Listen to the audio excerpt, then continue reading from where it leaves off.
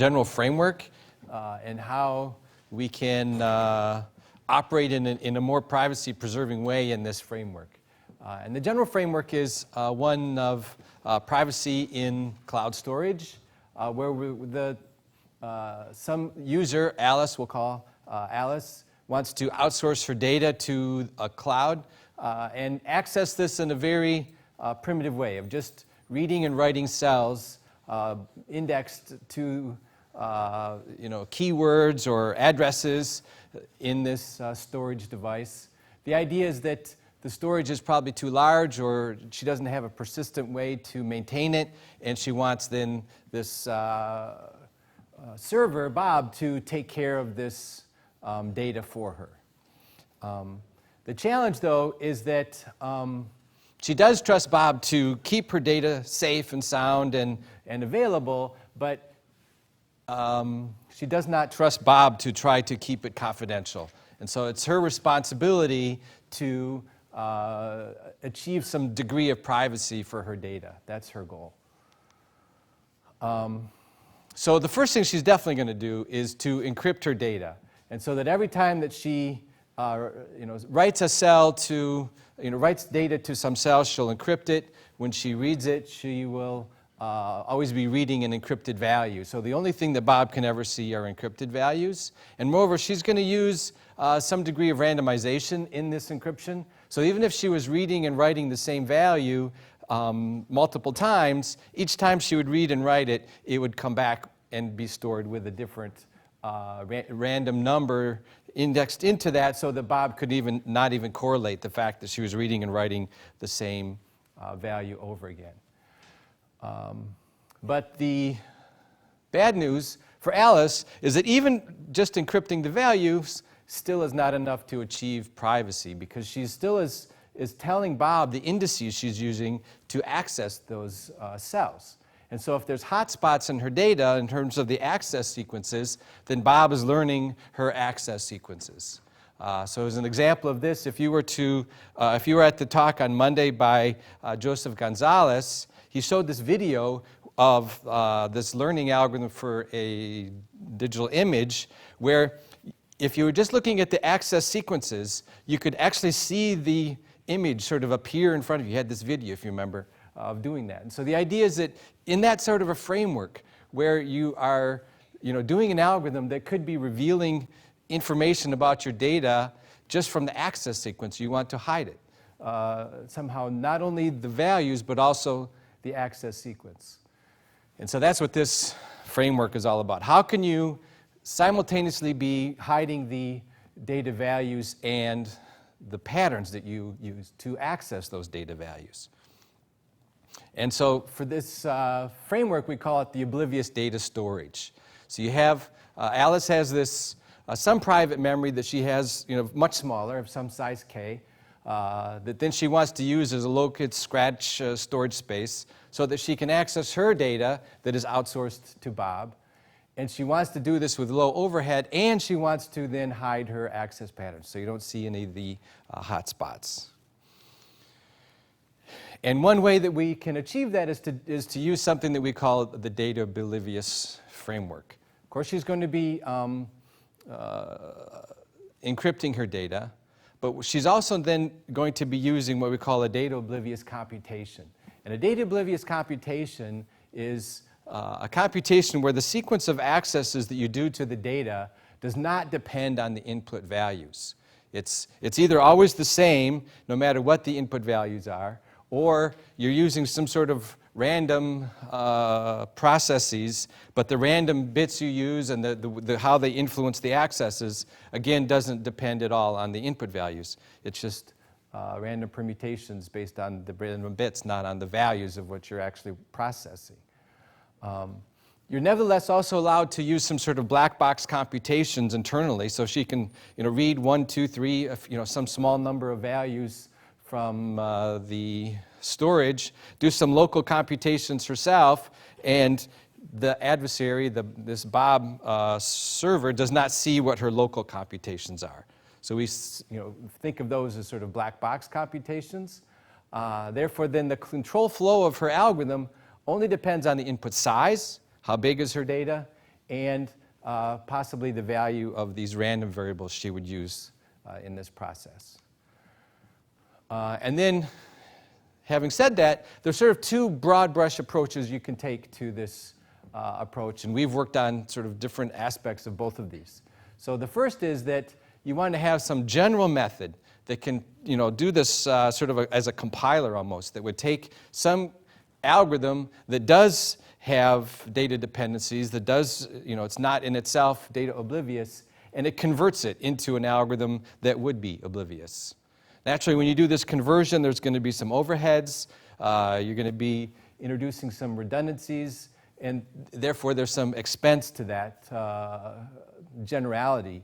And so you have what we call sort of this overhead of each access that the original algorithm would make now is going to translate into multiple, maybe order log n, log squared n, or even log cubed n accesses in this obfuscated version of that same algorithm. Or alternatively, if you have some specific computation that you want to perform and you don't mind leaking the fact that you're doing this algorithm, but at the same time you're not going to reveal the value. So you're like, okay, we're going to do a learning algorithm, or we're going to do this image processing algorithm, and we're revealing the fact that we're doing this specific algorithm but not revealing the values, then you can design your algorithm to be itself a data oblivious algorithm from the beginning. So for example, a lot of dynamic programming algorithms are just standard loops that you just go through and you fill in a table. And the access sequences you do in that algorithm are themselves data oblivious. So you could just use that algorithm and say, okay, I'm doing a dynamic programming algorithm, but that's really all you're revealing, is that one fact. So let's start first with the general simulation results that we have done. So for example, we were able to achieve, if you have, for Alice, if she just has a constant number of registers, then she's able to achieve an order log squared n overhead for this conversion.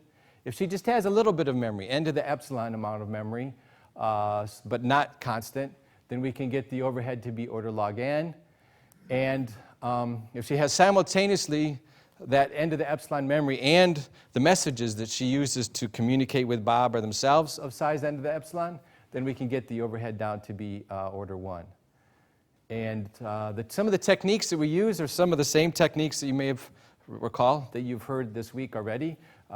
Cuckoo hashing, MapReduce, Data-Oblivious, external memory. Some of the things that we've talked about in this workshop already come into play in how we do these simulations. So I'm going to talk a little bit about that as well. And then we also have some results on more specialized computations. Like if you're trying to do finding a convex hull of some points in the plane, or you want to do all nearest neighbor finding for some, say, learning or classification algorithm that you're doing. We have data oblivious versions of those specific algorithms as well. All right, so let's talk then about this general framework. How can we just take any general algorithm that does, whatever, any kind of non-oblivious computation and convert it and simulate it in a way that hides the access patterns? One of the ingredients we use is this so-called cuckoo hashing, which you may be familiar with already, or you recall that we've talked about already this week. So let me just review this very briefly. The idea in the cuckoo hashing framework is you have two lookup tables, a T0 and a T1, and two hash functions, random hash functions. And every item is either stored in T0 of H0 of X or T1 of H1 of X. And then the standard way then you would insert something is with this so-called, so here's a picture of that framework that you have the table T0, or now I'm calling it T1, and another table T2, and every element has two places it could go, either somewhere on the left-hand side or somewhere on the right-hand side. So those are the only two places it can be, so it's really easy to look up. Just look up on those two places.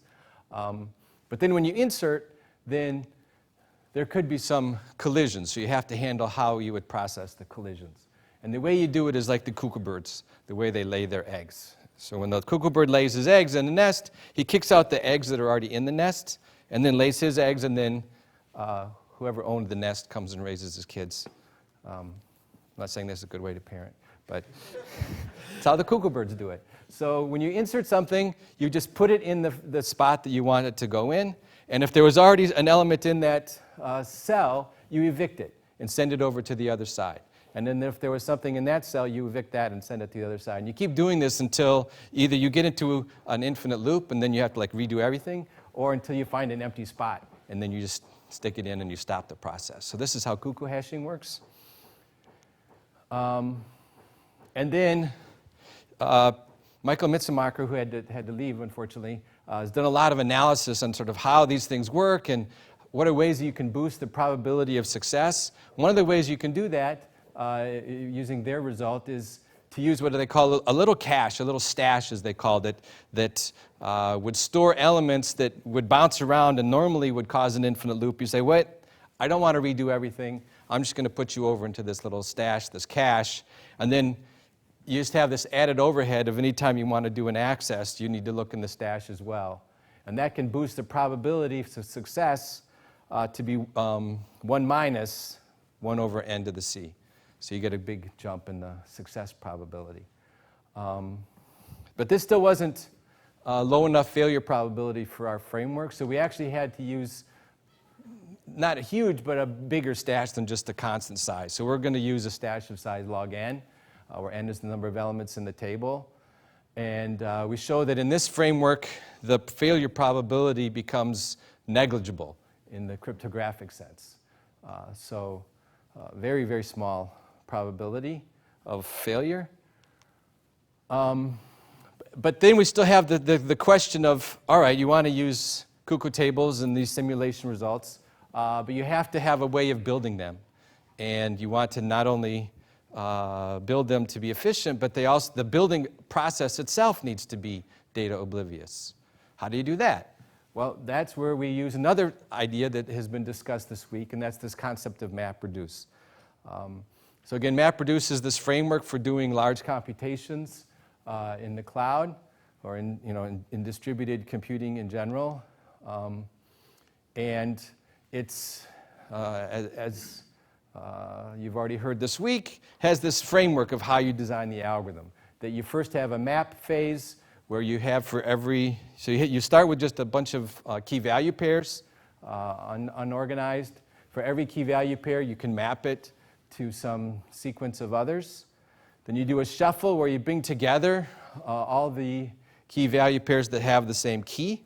Sort of a parallel hashing step is what they call the shuffle. And then you have this reduce, where for every one of those lists, you get to process that list and do some sort of a computation on this.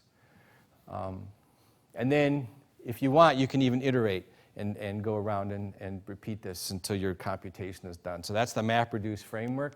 And then what we did is to design a data-oblivious MapReduce algorithm that then would build a cuckoo hash table. So that's sort of the idea there. So you want to just, basically the idea is that you would just simulate a whole bunch of insertions all at once into the cuckoo tables. Some fraction of them are going to succeed every time, and then you just keep repeating until all the cuckoo table is built. But then, okay, so this is like levels of indirection. Now we still need to have a data-oblivious way to simulate a MapReduce algorithm. So that was sort of one extra thing that we also then added is how can you simulate MapReduce algorithms in this framework? And it turns out it's not that difficult. What you do is every one of those steps that's doing a map, that's already oblivious. Doing a reduce, that was oblivious. These things can happen in the internal memory of Alice herself. So it's only really the shuffle that you have to try to figure out how to do data obliviously. And for that, then what we did is we designed a data oblivious sorting algorithm, basically a sorting network that would work even if you're in this external memory framework of, if you had big cache lines and you wanted to be reading big blocks of data, could you still do this sorting very efficiently and in a way that never reveals your access patterns? So in particular, we had a running time if n things are being sorted and you had blocks of size b in a memory of size m, we had this number of IOs that can achieve that. And the algorithm is, I'm not going to go over these details, but it's basically a generalization of the odd-even merge sort, but now using blocks instead of just individual items to achieve that. So then the simulation then of how can we then hide our access patterns from Bob, how do we go about doing that, is to not just have a single cuckoo table, we're actually going to have order log n of them, so sort of a whole sequence of cuckoo tables. Each one is twice the size of the one before. So, and these are where you're going to store your key value pairs of the things you want to be looking up by their indices. Initially, they're all empty except for the last one, which are just all your data that you just have sitting there. And then every time you access an item, you first look up the item where it belongs. And then, or you first look in the very first level, which is just a regular cache. It's like our stash. And then you look in each of the tables. But now you're going to do a lookup using the cuckoo functions to try to find out where they are. So that's just a random location. You're not revealing anything to the adversary because you're always looking using random hash functions every time. And then as soon as you find the thing you're looking for, of course the adversary doesn't realize that you found it yet, but he's just seeing you do these random accesses to each of these cuckoo hash tables. And as soon as you find it, then you say, okay, I've got it, but I still need to hide my access pattern, so now I'm just going to look for a random thing in all the other tables. So just do random lookups after that to, again, confuse the adversary. And then when we're done, after you've searched through the log n levels, then you insert the one that you found, you put it in, but you put it in at the top hash table. And then every now and then, at the appropriate time intervals, as these tables fill up, you have this sort of, again, these cascades of tables. You then empty out a table and put it into the next bigger one so that you're always having fresh places where you can go and look. You always have fresh randomness to be searching. And then this allows you to then do these overheads with your log squared n, if you only have constant amount of local memory, or log n overhead if you have some n to the epsilon. Again, I'm going over skipping some details here, but that gives you sort of the big picture of how this framework works. So let's talk a little bit about how specialized algorithms can work. So like for convex hull, you have a bunch of points in the plane, you want to find their convex hull, then you want to now do this in this data-oblivious way. You want to find the convex hull, but not reveal to the adversary what your convex hull is. The only thing you would reveal is the fact, hey, I'm finding a convex hull, and that's all he gets to learn. So first you need to sort of talk about what is the output. What is the representation that we're going to use for how we even describe an output? And for this, what we'll say is that for every point that's in your set, just shoot an array vertically up from that point, and the edge of the convex hull that you would hit, you then label that point with that edge. So if the point is on the convex hull, then he would just be labeled with some incident edge for him on the convex hull. And then somebody's on the inside, you'd get labeled with the edge that you hit by going up. And similarly, you can do the same thing going down, and now you've got a representation of the convex hull for all your points. And the way that we're going to do this is to apply the divide and conquer approach. We already know how to sort things data-obliviously. We've already talked about that. And now we're going to just do a simple divide and conquer algorithm where you divide your data into two halves, one on the left, one on the right, recursively find this representation for the convex hulls on the two sides, and then somehow merge those two solutions. And the merging of the two solutions is, in this case, just finding this upper tangent and then relabeling everybody underneath him to then say that that's the edge that you would shoot if you shoot up. And there's, admittedly, a lot of cases to consider about how to find that upper hull, but for most of them, just knowing your local information, you then can figure out and do a binary search for how you would go about locating the upper hull. The only catch with this is that doing a binary search on some representation of the upper hull is itself going to reveal where the upper tangent is. So somehow that we even have to try to hide. Whereas, you're not doing this binary search anymore. You have to try to do something else. So instead of trying to do the classic binary search algorithm anymore, we designed a data-oblivious way to search for that upper hall. And instead, yeah, I'm not going to go over these details, so it's a little bit more complicated. We're going to do a square root n type of divide or binary search, not even binary anymore. It's more of a parallel search. And you can, just with a constant number of probes, find where you need to, or where the upper hall goes. And then there's additional case analysis involved there too. I'm going to skip all this. The result in the end then was we were able to show that there was an oblivious linear time method for finding the common and upper tangent of two oblivious hulls. And then therefore, you put that into a divide and conquer algorithm that itself is going to be data oblivious. You get an order n log n. So sort of the point is that with a specialized algorithm for solving this problem, we were able to achieve the same kind of running time you would get with a non-oblivious algorithm. So there's no overhead payment involved. All you're doing is just revealing that you were doing a convex hull algorithm. So another problem we looked at was nearest neighbors. This is a problem, for example, that's used in many classification type algorithms. So you have a bunch of points. For every point, you want to find what it is his nearest neighbor in this set. And the way that we did this is to design data-oblivious solutions for a number of I think, important steps that are used in a lot of other algorithms. One is to find and build a compressed quadtree representation of your data. So how can you build this data structure that's very common? And also do something called the well-separated pair decomposition for how you would then be able to search and represent some set of data. So first, the quadtree. So the quadtree is you're probably familiar with a simple data structure for representing either images or points. This is the point version of it. If you have a collection of points in some kind of a, let's say, small dimensional bounding box, in this case 2 dimensions, the idea is you just divide that space into 4 squares and then keep recursing down and doing the splits for any of the squares that are non-empty.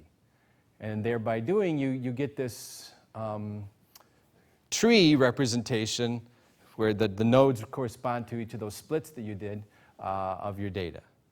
And what's interesting here is that, of course, just building this is going to reveal information about your data, but we were able to find a data-oblivious way to construct it.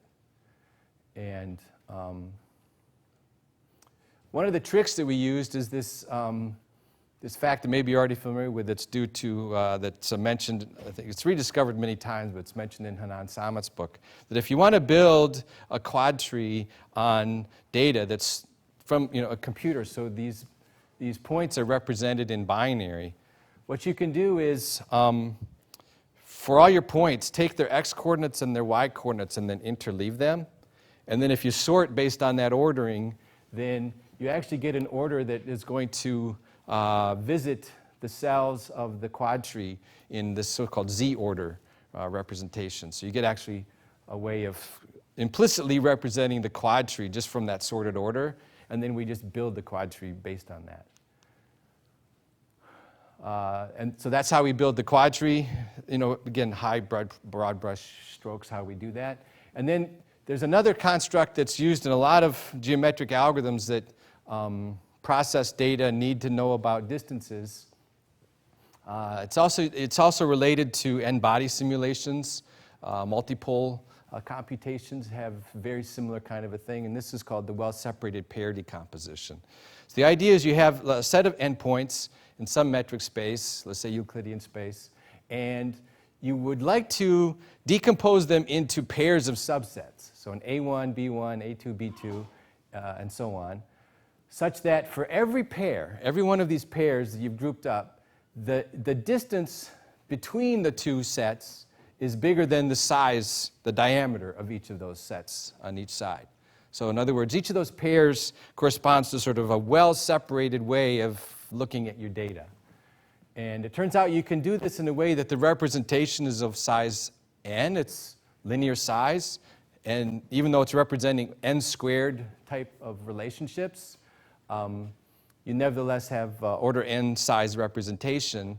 And then what's useful there is that for like n-body simulations or nearest neighbor computations, various kinds of things, typically what you can do is that since the two sets are so far apart, you can sort of build one concise representation, maybe using the center of mass or something from one set, and use that as sort of an approximation for all the points on the other side and how they might be influencing you and so on.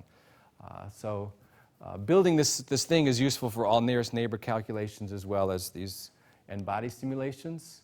And so what we did is to show how you could use the Quadtree to build this and then build this representation in a data-oblivious way. So to conclude then, what we've shown is how to solve various geometric and general problems in this data-oblivious way. How you can do, in fact, it turns out that you can even use these in various kinds of simulations that preserve privacy and more general kind of computations. And then we leave as an open problem how you would then, say, try to solve a Voronoi diagram or Delaney triangulation in similar kind of bounds. Building this graph representation, we don't know how to do that optimally in a data-oblivious way.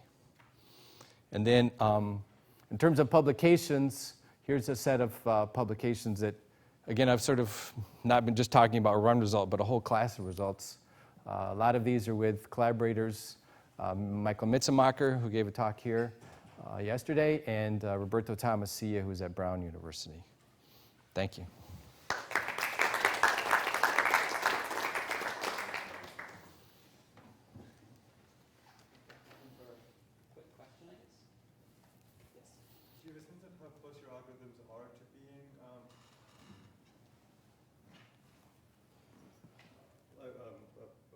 Perfectly meeting some sort of lower bound for information preserving, privacy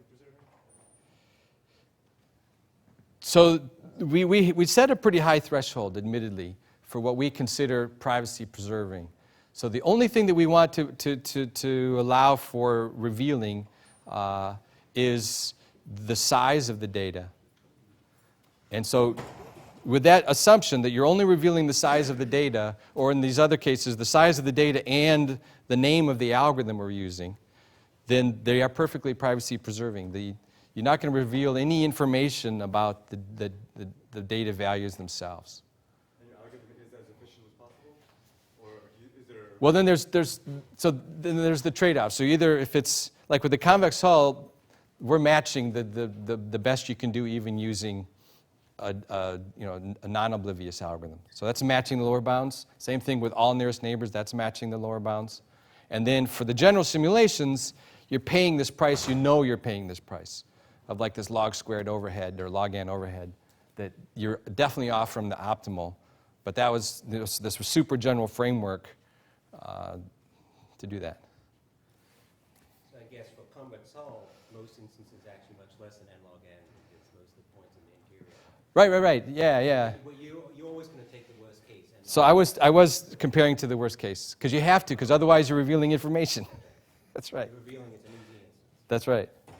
Jim, do you want to comment on that while we should take one more question?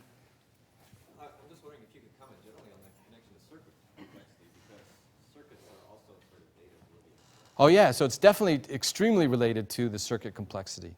So anything that you can do with a circuit automatically is going to be data-oblivious.